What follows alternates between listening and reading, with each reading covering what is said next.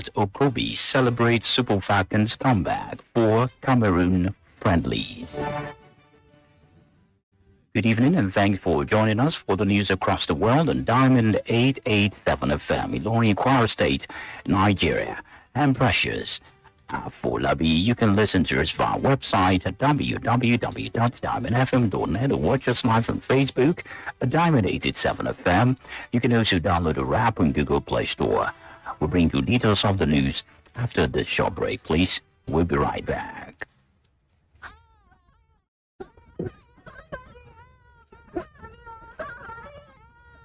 We've all heard about home fires taking lives and destroying all that a family owns. These tragedies are reminders for us to double-check for fire safety. Make sure your home has properly installed and working smoke alarms. Practice a fire escape plan. Never leave cooking food unattended for long. Teach children never to hide but leave if there's a fire. Switch off all electrical appliances when not in use. In cases of fire, remember, the most important thing to do is to protect lives first. This message is reaching you from Diamond 88.7 FM, Ilorin.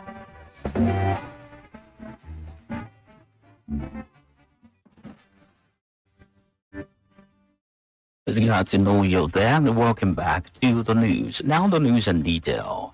President Bola Ahmed Tinubu has expressed sadness over the death of the Chief of Naval Operations of the Nigerian Navy, Rear Admiral Musa Katangum, who died on Thursday after a protracted illness. In a statement issued today by the Special Advisor on Information and Strategy, Bayo Ononuga, the President condoled with the family of the deceased as well as the officers and men of the Nigerian Navy and the leadership of the armed forces. The late senior officer serves at several key positions, including Director of Presidential Communication, Command and Control Center CP4, as the Chief of Intelligence of the Nigerian Navy. The President commended the late Rear Admiral for what it describes as a valor leadership and commitment to monitoring younger officers. The Kogi state government has expressed appreciations to Bola Ahmed Tinubu over the appointment of James Falike as Renewed Hope Ambassador and Deputy Secretary, Party Outreach Engagement and Mobilization. In a statement signed today by the State Commissioner for Information and Communication, Kinsley Femi Fanwo, Governor Usman Ododo describes the appointment as a strategic masterstroke by the President Bola Tinubu by putting the national mobilizing head in such a strategic position. Ododo congratulated and expressed the federal lawmakers to his appointment, noting that his proven record in political mobilizations and grassroots engagement made him eminently qualified for the responsibility.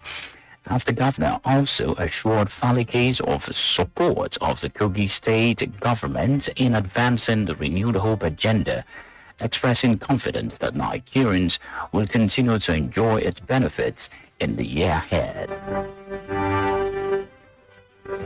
The Department of the State Service, DSS, will on February 25th arraign former Governor Nasir El-Rufai of Kaduna State in an alleged cybercrime and breach of national security.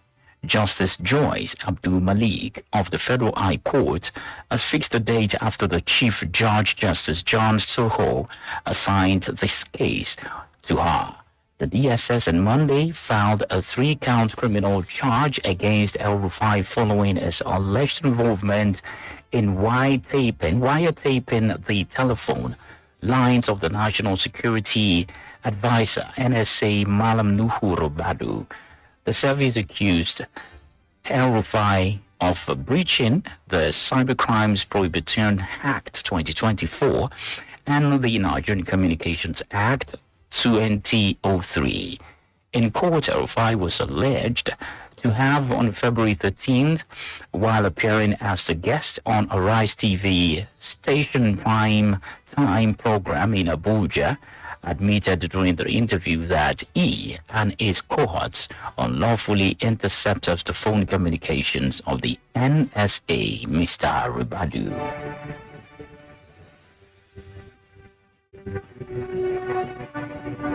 The people of Umuaro community, Irepodu local government area of Kwara State, is appeals to the Kwara State under Governor Abdurrahman Abdurrazak to replicate a suburban renewed development project being executed across Ilori, the state capital in Umuaro, to move the community forward. Ambassador Muhammad Bello Abioye, the president of Umuaro Social Club, made the passionate appeal in a speech at the foundation laying of the 100 million naira 20-bedroom capacity humanity for Umuaro General Hospital in Umuaro, Irepodu local government area. Abioye noted that the provisions of such essential amenities and infrastructure will not only improve the welfare and well-being of the people, but will boost commercial and social economic development of the community. In his remarks, the chairman of the Irepodu local government area, Honorable Abdulaziz Yakubu, expressed the council's support to the club in making the project a resounding success. He particularly credited His Excellency Malam Abdurrahman Abdurrazak, CON, Executive Governor of Kwara State, for providing the inspiration behind such community-driven gestures. The news across the world is reaching you from Diamond 887 FM in Ilori, Kwara State, Nigeria. We're going to break now. When we come back, we'll bring you news from the foreign scene, sports scene. Please, we'll be right back. Follow us on social media, Facebook, Twitter, and Instagram at Diamond 887 FM. Diamond FM, shining supreme.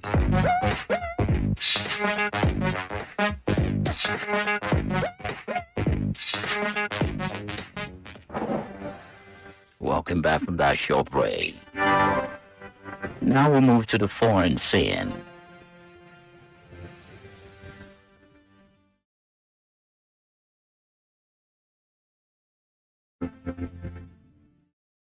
Three Cameroonian soldiers have been sentenced to prison for their role in the killing of at least 21 civilians in the country's troubled Anglophone region. The jail terms for the crimes, which took place 6 years ago in the northwest region, range from 5 to 10 years per person. The military courts previously found the soldiers guilty of murder, arson, and destruction, a rare reoccurrence in the country where military personnel are seldom convicted of crimes against civilians. Nevertheless, lawyers for the victims told newsmen that they were disappointed with the length of the jail terms handed down, calling them insignificant.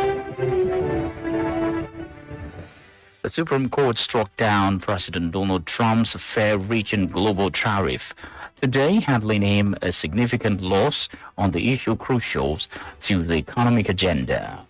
The 6-3 decision centers on tariffs imposed under an emergency power law, including the sweeping reciprocal tariff levied on almost every U.S. trading partner.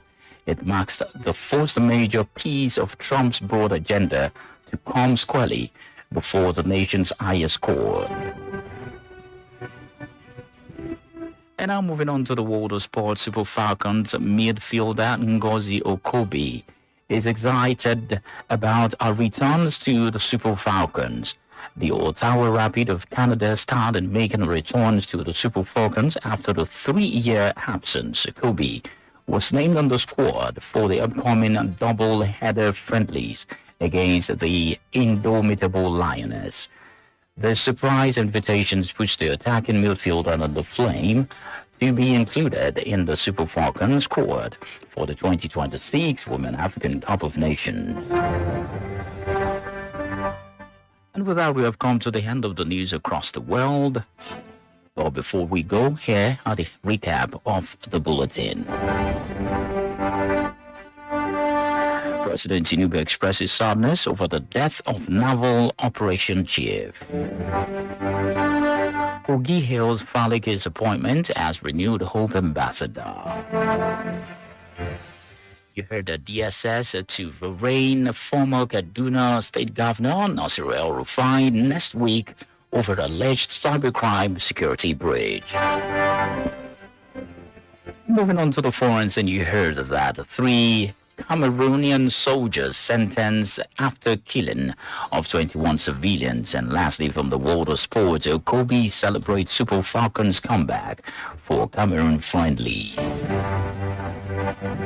Do you know segment on this day? Do you know on this day, 1999, the National Assembly elections was held across the country, which was contested by 3 political parties, namely People's Democratic Party, PDP, Alliance for Democracy, AD, and All People's Party, ANPP. If you don't know, now you know. For information or happenings around you, please contact Diamond FM Newsroom on this number, 0916 062 7526. The news across the world was edited by Abiodun Akinwumi, and I am Precious AFOLABI. Many thanks for listening to your Shining Supreme stations. Please do note that the Yoruba version of the news will be coming very soon.